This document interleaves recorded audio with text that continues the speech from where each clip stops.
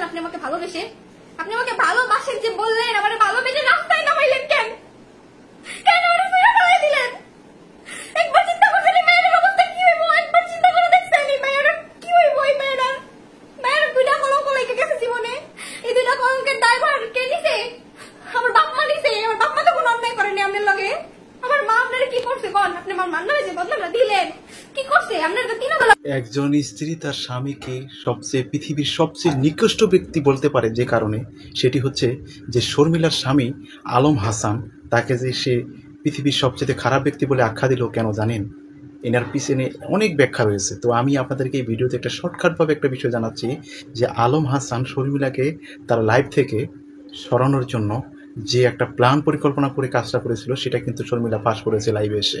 যে আলম হাসান কিন্তু সবসময় শর্মিলাকে বিয়ে করে আনার পর 1 মাস পর থেকেই বলতো যে তোকে আমি ডিভোর্স দেবো, তোকে তালাক দেবো, কারণ তোর আগে বিয়ে হয়েছিল, তুই ভালো না, এটা সেটা সবসময় এই ধরনের কথা সে বলতো। আর শর্মিলা সেটা নীরবে সহ্য করতো। তার কারণ হলো একটাই, তার একটা পাস্ট ছিল, অতীত ছিল, যে অতীতে তার বিয়ে হয়েছিল, সেখানে সে 14 দিনের সংসার করেছিল। হয়তো শর্মিলা ভালো না, শর্মিলা সবসময় আলম হাসানকে ভয় পেত এটা ভেবেই যে তার এই স্বামীর থেকে যদি সে চলে যায় তাহলে সমাজের কাছে তার একটা হবে যে মেয়ে ভালো না, প্রথম স্বামীর ভাত খাইতে পারে না, দ্বিতীয় স্বামীর ভাত তো তার কপালে জুটল না, এমন একটা পরিস্থিতির স্বীকার করে সে আলম হাসানের সংসার সে করে যাইতো। যত কষ্টই হতো না কেন সেটা সে বুকে চাপা দিয়ে সে আলম হাসানের সাথে সংসার করে যেত। কিন্তু আলম হাসান তার এই সব সময় তাকে ব্লেম বা পেন দিয়ে থাকতো যে তোকে তালাক দেবো, মৌখিকভাবে সে বলতো। সেটা তো আর আমরা জানতাম না। তখন এই যে লাইভে এসে যখন শর্মিলা সব কিছু প্রকাশ করলো, এই বিষয়টা আমরা জানতে পারলাম যে আলম হাসান ব্যক্তি হিসাবে পৃথিবীর মধ্যে সবচেয়ে খারাপ, সেটাই সে প্রমাণ করেছে। কারণ একজন নারী কখনো তার স্বামীর বিষয়ে মুখ খুলতে চায় না। কখন মুখ খুলে? যখন দেখে তার স্বামীর চরিত্র সমস্যা, তখনই কিন্তু এই অবস্থা হয়। তার প্রথম যে স্ত্রী পুলিশ সদস্য চলে গেছে, এরপরে সে সাদিয়া নামে একজন মেয়ের সাথে পরকীয়ায় জড়িয়ে যায় এবং তার সাথে তার অনেক কিছু হয়েছে এবং সে সাদিয়াকেও সে ট্যাপে ফেলেছে। সাদিয়া তাকে ট্যাপে ফেলে নাই, উল্টো সাদিয়াকে সে ট্যাপে ফেলে তার জীবন থেকে সে সরাইছে এবং শর্মিলাকে আনার পর সে একই কায়দায় তার লাইফ থেকে সে সরাইছে, একদম সিস্টেম করে।